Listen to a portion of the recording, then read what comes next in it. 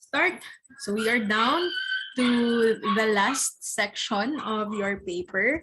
After gathering all your data, you will be doing syempre the results section wherein you're going to present the summarized data, not the raw data, the summarized and organized data. Now I have told you when I gave my lecture about the results section that you don't need to write also the interpretation there. Kasi the interpretation will be placed here in this section, the discussion section. So again, the purpose of this section class is to give interpretation to the findings of your study. Now, aside from interpreting the results of your study, you are going to highlight the most significant na benefit or significant na ang tawag dyan, yung addition to the body of knowledge. I-highlight niyo siya in the discussion section. But you have to support your discussion with the existing ones. So if you're going to look at the discussion section, you will also find many parenthetical citation. You just don't give meanings to the findings of your study, but you have to back it up with literatures or related studies. So please remember that. Do not just interpret it in your own understanding, but you have to see to it that everything is backed up with credible and reliable sources. So the discussion will always connect to the introduction. This is where you are going to get your backup, especially in the review of related literatures na part. Kasi 'di ba in the RRL, you have written there all the necessary information that are related to your topic. Now, in the discussion section, you will be using this information to affirm the findings of your study. Or if it is not going to affirm the findings of your study, then you may also present what is different or what's the difference between the findings of the existing studies in your RRL and your own finding. Okay? Now, just like the results section na you're going to arrange the results according to the SOP, ganun din ang sa discussion class. Kung ano yung SOP number 1, yun din ang una nyong i-discuss. Okay? Hanggang sa last SOP. That's how you are going to arrange the discussion. Una sa SOP number 1. If your SOP number 1 is asking about the demographic profile, then you have to discuss the demographic profile first also in this section. Okay? So what makes an effective discussion? Number 1, sa first paragraph, you are going to state again or restate your purpose of the study. That's the first thing that you need to do before you present again the results of your study and start discussing them. Again, you have to first introduce again the purpose of your study. Okay? Now, after restating the purpose of the study, that is where you are going to start presenting the results of your study, highlighting the most salient ones, the most significant ones. And after that, you have to provide the interpretation. Results muna, highlighting again the most important ones, and then you have to give your interpretation, and you have to back it up with related researches and related literatures and studies. Aside from that, you also have to highlight the implications of your results. Okay? Again, you have to add the implications, but do not overstate. Do not overstate the findings, but you just have to highlight ano ba ang importance ng result na ito? Ano ba ang magagawa ng result na ito? And how can this be beneficial to the yung sa significance of the study niyo, di ba may mga nasulat kayo doon ng mga entities na like sino ba yung magbe-benefit. So anong benefit yung makukuha natin from the findings of your study. Okay? So aside from that, aside from highlighting the implications, you also have to provide comparisons between the results of your study and yung existing ones. And at the same time, at the end, actually, you really have to give a clear decision whether what you're going to do with your with your hypothesis, whether you are rejecting your hypothesis or accepting it. Kailangan klaro yan siya in the discussion section. So before you're going to start writing this section, you have to ask yourself first of the following questions. Number 1, was my hypothesis correct? You can answer this just by looking at your findings, especially in the inferential statistics na part. So, kung nakita nyo, kailangan mo siyang i-reject, then you have to reject it clearly.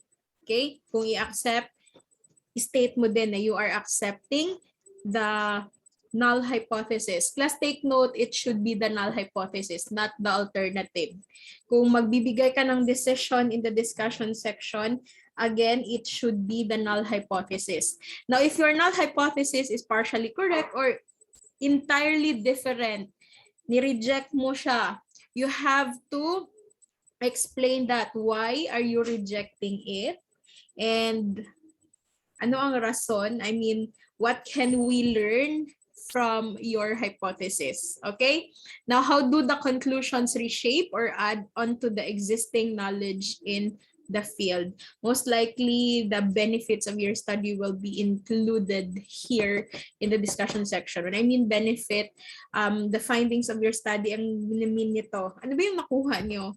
Tama ba yung, di ba may hypothesis tayo? When you say hypothesis, this is a tentative solution to our problem.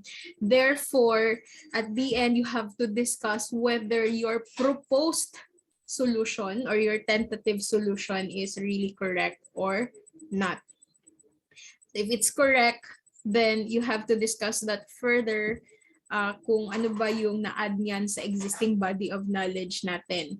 If hindi, then you have to state other recommendations na pwedeng gawin just to solve your problem. Okay? So, diba, remember, at the start of the research, you have identified your problem, and our goal is to give solution to that or give answers to that. Now, why are the results important or relevant to your audience? Do they add further evidence to a scientific consensus or disprove prior studies? So that is now the importance of having the related studies. Kasi you are going to compare and contrast your research with theirs, especially the results. Whether you have the same results, so nagko-confirm, it will add up to the evidences that we have to that certain hypothesis. Or kung hindi, then ganun din, mag-a-add pa rin yun, pero on the other side naman. Okay? Kasi magdi-disprove siya. Magdi-disprove yung result ng study nyo sa existing ones. Now, how can future research build on these observations? What are the key experiments that must be done? If you can still remember your high school research, it's a different format, right? We are using the IMRAD format now. Pero dati, you have your chapter 4, and then it's the findings of the study, and then chapter 5 is about like conclusion and recommendations. Pero ngayon, pinagsama na kasi siya sa discussion section class. Meaning, the recommendation, aside from the discussion of your results, interpretation, and even your conclusion, like if you are rejecting or accepting your null hypothesis, you are also giving your recommendations here in this section. So that will be on the last part of your paper. But no need to really separate that. Kasi under the discussion, magdi-discuss ka lang, but you will end your discussion with your recommendations, especially for the future researchers. And what is the take-home message you want your reader to live with? Kasali din ito. sa ending part ng inyong discussion section. So to summarize this section of your paper, it's not really 3 paragraphs lang talaga. Hindi tayo strict nito.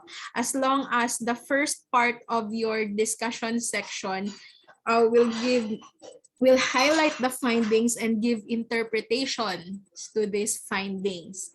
But, diba, remember, I told you a while ago that as you give interpretation, you have to support it with evidences. And where are you going to get that? You have to get that in the RRL, in the review of related studies and literatures. And then the second paragraph will be, the second part of your discussion section will highlight, will first compare and contrast the findings of your study with the existing ones. Kasi meron man talagang related studies sa inyo. Titingnan lang natin kung pareha ba yung results nyo or hindi. And then you have to highlight the strengths and limitations of your study. Now, since you have other studies that might be related sa study ninyo, you have to highlight what makes your study different from theirs and ano yung strength ng study ninyo. And then kung sa limitations, pwede nyo din naman siyang banggitin kagaya ng isang grupo sa kabilang section na the other day they asked me na they cannot complete their respondents because some of the hospitals in Jensen hindi naman nag-decline hindi naman decline na nagsabi talaga pero hindi nag-reply. That is actually a limitation to the study. Na limit yung kanilang results kasi nga hindi din naman natin hawak kung hindi sila mag-reply. So I told them to also state that in the discussion section. Na they are going to discuss na their results are only limited to those hospitals na pumayag. Okay? And then if ever you have unexpected findings in your study, you may also include that in the discussion section. And then the last part will summarize the hypothesis and purpose of the study, especially the hypothesis. I told you na you have to give a clear decision on what are you going to do with your hypothesis. That will be placed on the last part after discussing all the findings. Siyempre, yung therefore na sinasabi, di ba pag nagbibigay tayo ng conclusion, ang unang nilalagay, therefore. So yung therefore na yan sa hypothesis, nandun yan sa last part of the discussion section. And then highlight the significance of the study. In highlighting the significance of the study class, this is where you give your recommendations. Okay? Now, you go back to the significance of the study in your introduction na part. And then, balikan mo yung mga people or group of people that you have identified there. Di ba, nag-state kayo na anong benefit yung makukuha nila. Now, based on your findings, you recommend you state there what can you recommend sa mga entities na ito in order for them to really achieve what you want them to achieve in your study. Kung may kulang sa study ninyo, mag-recommend kayo. Or kung okay naman ang results, then you may recommend to this people or group of people kung anong gagawin nila sa results ng study ninyo. Okay? And then discuss answered questions and potential future research. Remember, the last entity that you have written in the significance of the study is the future researcher. Diba? So, bigay din kayo ng recommendation on ano yung pwedeng gawin pa to investigate further. Now, what are the contents of the interpretation? This is for the interpretation of the results, results ng study ninyo. Ano ba dapat ilagay natin sa interpretation dyan? Una, condition, that is class referring to the findings discovered in the research. Meaning, even if you have presented the results of the study in the previous section, yung results section ng study ninyo, you still have to highlight the key findings again in the discussion section, just to review the audience of what is the condition now. Now, after giving or highlighting the key findings, you have to include or identify possible reasons or causes of the findings of your study. Bakit ganito kaya ang result ninyo? Example, nagkanda kayo ng survey and then sa survey ninyo, nakita nyo dyan na mataas sila sa ganito na area. So yan yung condition, mataas sa ganitong area sa questionnaire ninyo.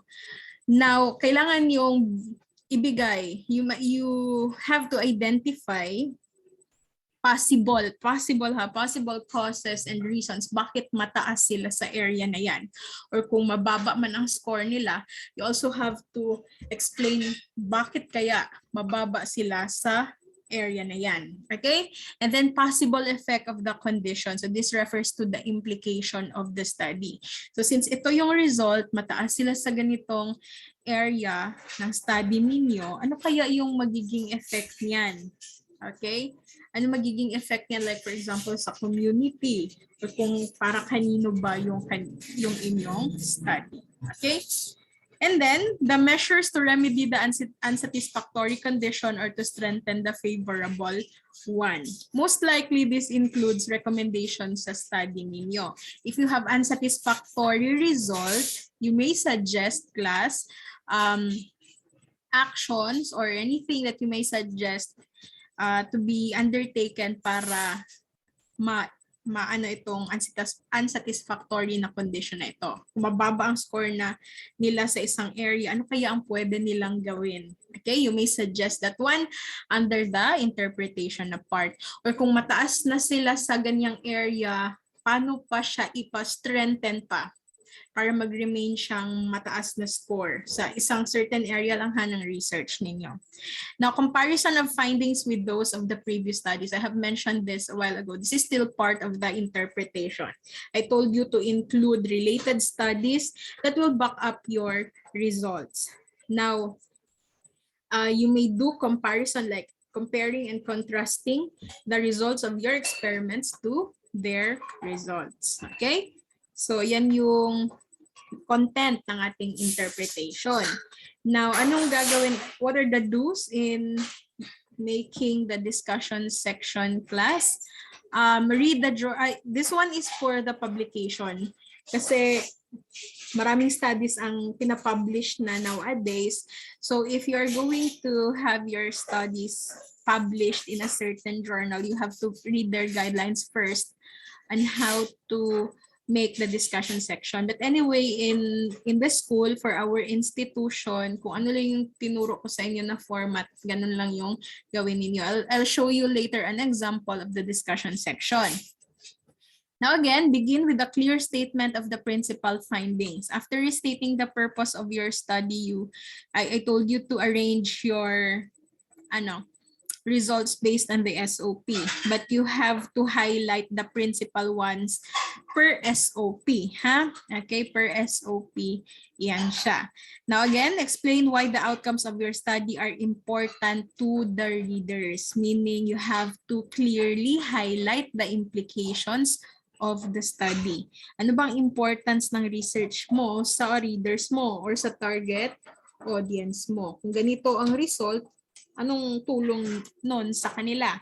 Now, state whether the results prove or disprove your hypothesis. That's the last part I told you to give a clear decision for your hypothesis. Okay, and please back it up with reasons. Why are you accepting it or why are you rejecting your hypothesis? Number 5, introduce new or expanded ways to think about the research question. This is on the recommendation side.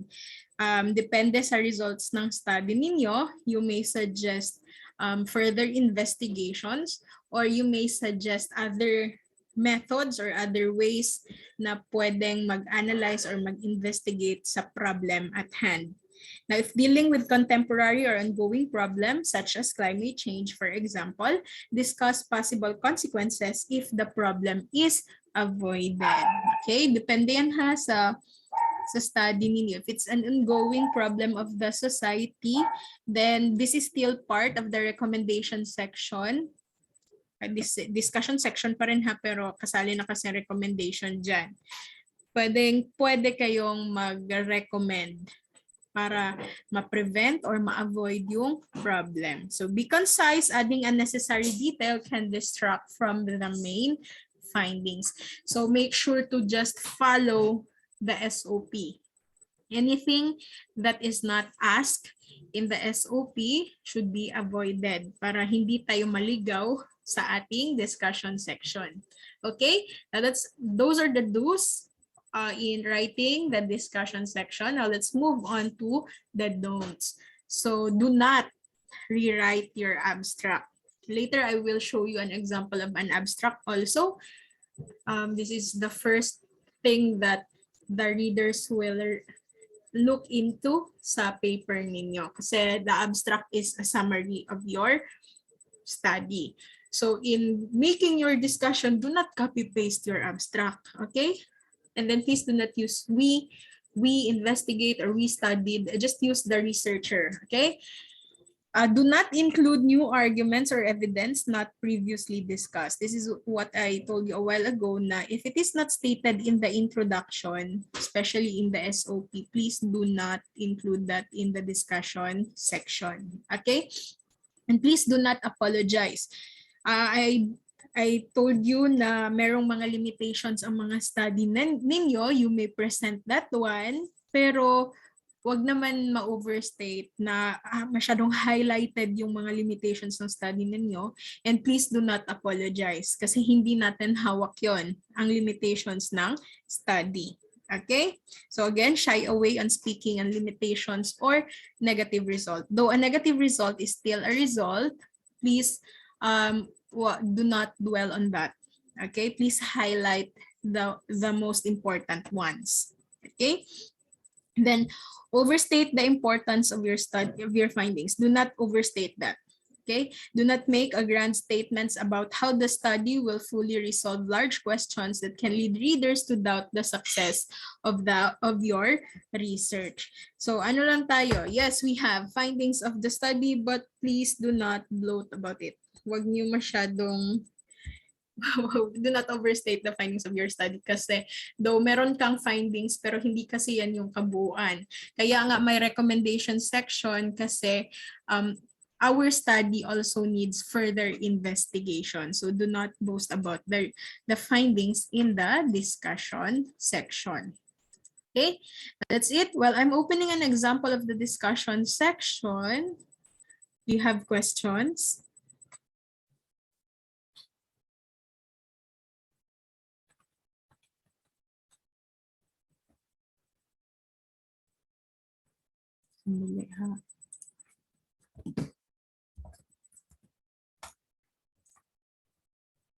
Yan.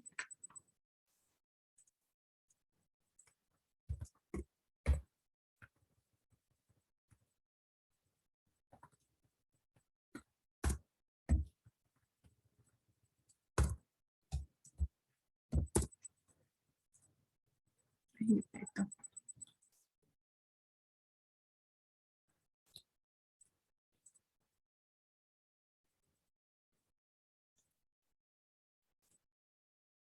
You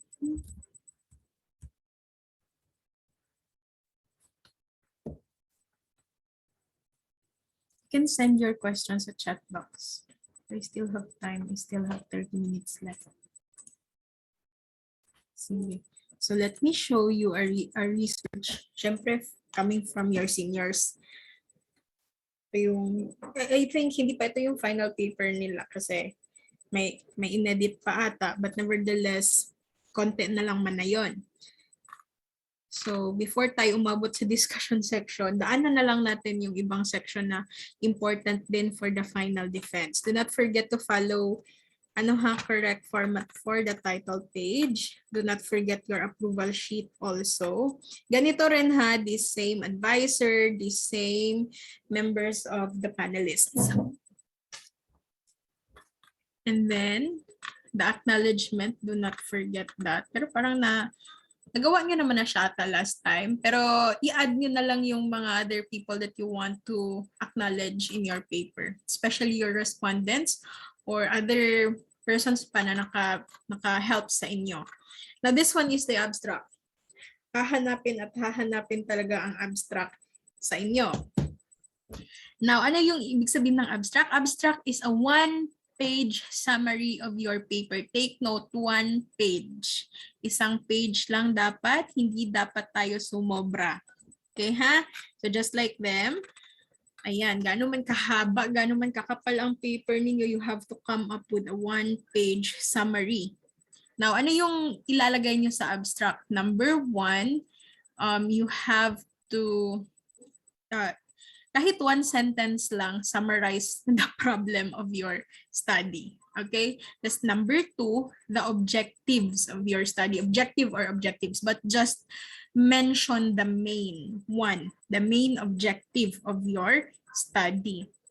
Number 3, is your methodology. So, gaano kahaba yung methodology nyo dyan, i-summarize nyo din.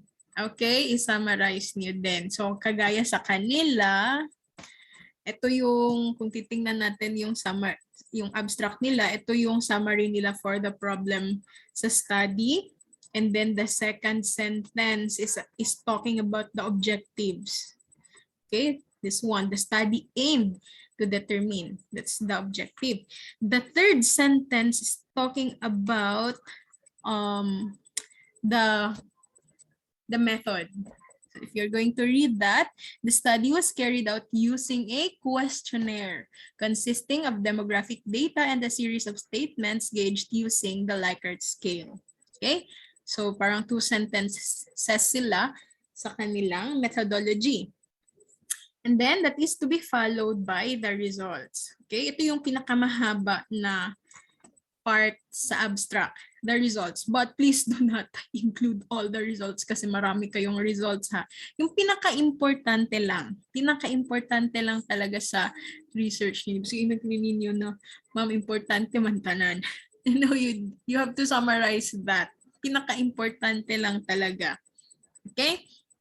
Sa result ninyo. Now, after the result, you may add your conclusion, and if ever there is still space in that one page, then you may add the most important recommendation. Okay, so that's it for the abstract. Do you have questions? That will be after the the acknowledgement. Yung abstract natin.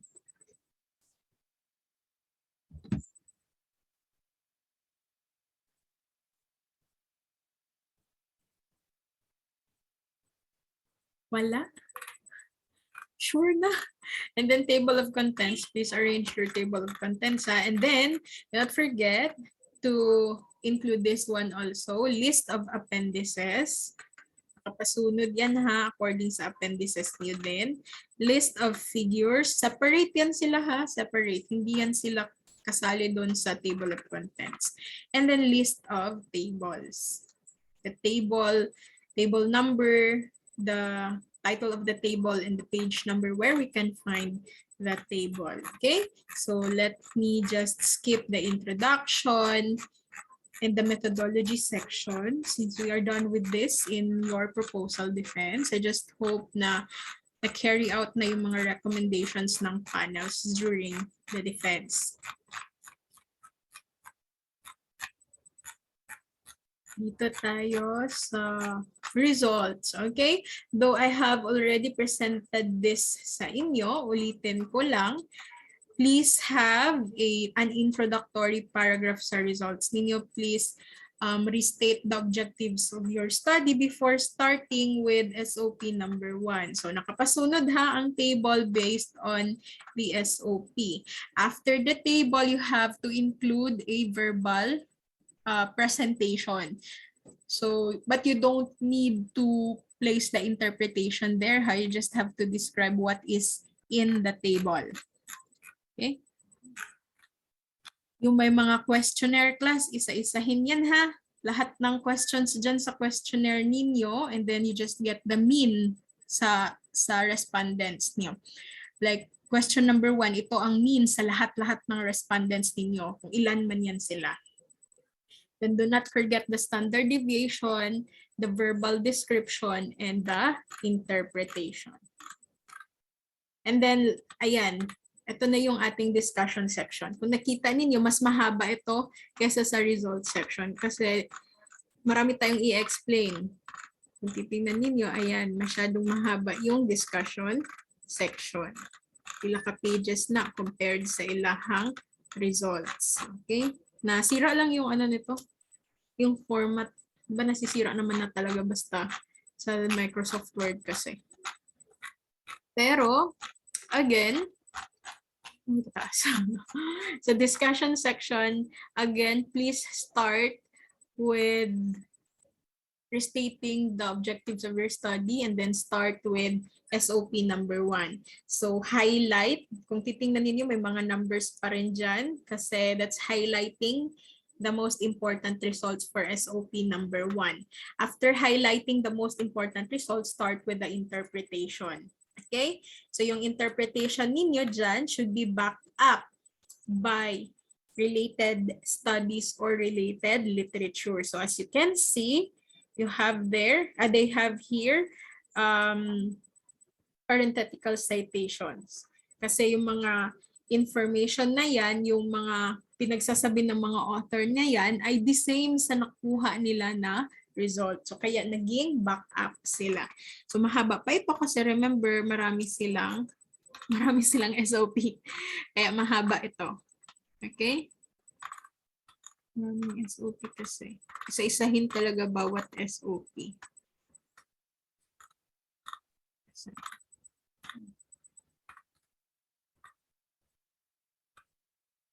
Ayan.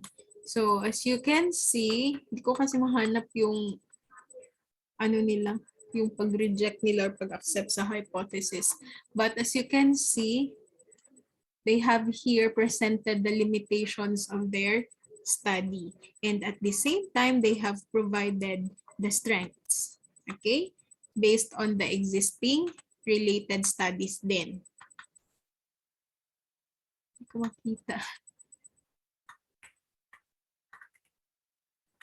But anyway, yung later part ng kanilang study is nag-start na silang recommend.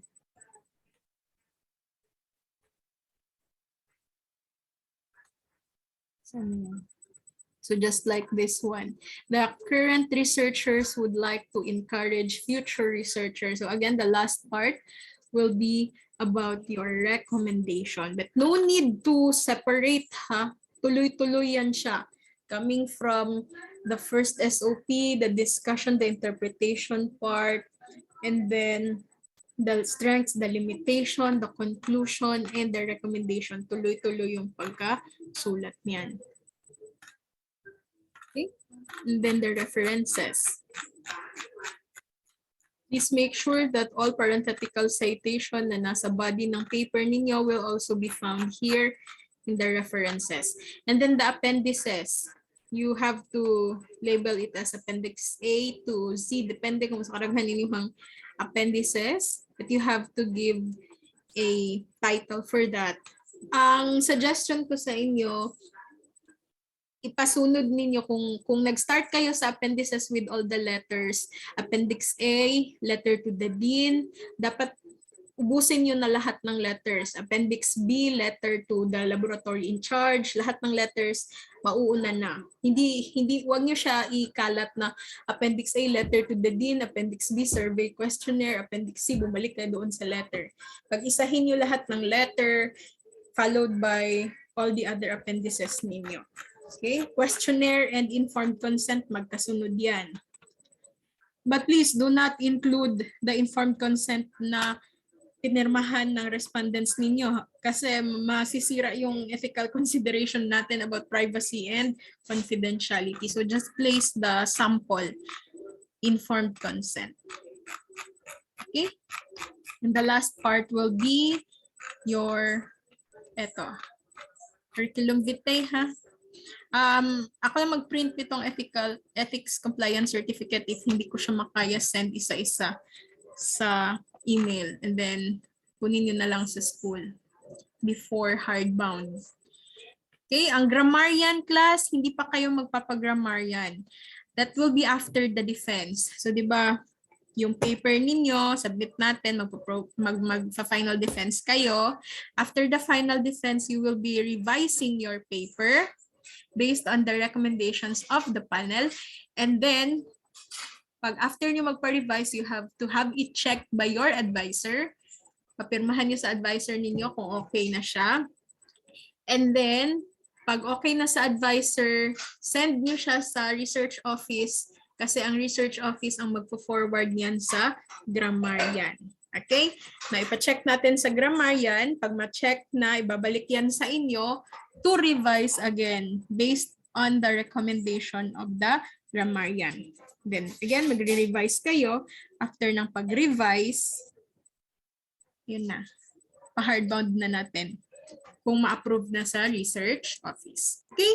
So I think that's it. Do you have questions or clarifications?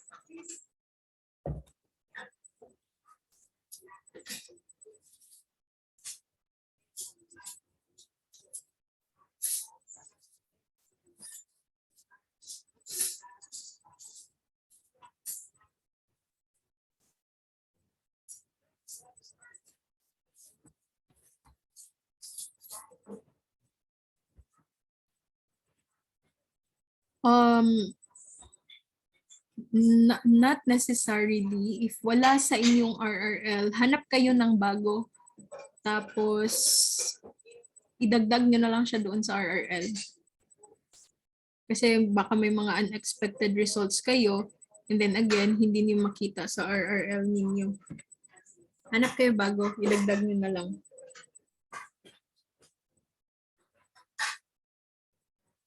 What else? Who was asking me last night about statistics? I actually planned to answer that tonight.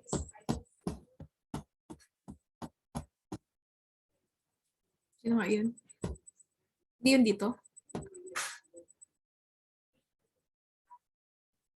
Okay lang na suggest. Unsa ka na yung study, Jobel? Ano ma'am, good ma'am, ng knowledge attitude practices towards waste mass disposal. Okay. Sa SOP gani, is there a significant Opo. relationship Ma'am, between the knowledge attitude practices sa waste mass disposal, ma'am. You can you do that, Pearson R? Kaya? Suggest ma'am, okay lang ma'am. Okay, you can do that. Pero pwede mo magpa-check sa imo ma'am kung ano. Sige. Okay ma'am. Pero ang gi-recommend man guni ma'am galig ng privacy sa kay Ma'am Lugto daw. You can also do that.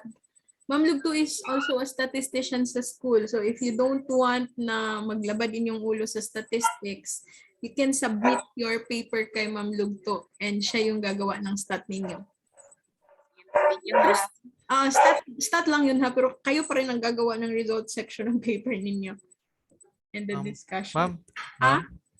Yung sa, good ma'am, sa, di ba kung magpaano kami kay Ma'am Lugto, ma'am, magbigay kami ng, ng stat sa kanya or yung paper, stat with paper talaga ma'am, yung mga yung result ng, You give her the title of your study and your SOP, and then i-encode ninyo inyong result. Ihanay ninyo daan inyong result.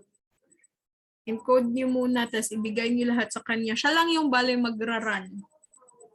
ang encoding ma'am sa Excel lang ma'am. Sa Excel. Sa Excel okay. niyo siya encode. Sige. Ma'am, naka-CSV ma'am. Hindi ata siya gumagamit ng JASP. I think ang ginagamit ni Ma'am Girly is SPSS. Yan, thank you ma'am. Pwede rin na siya Microsoft Excel.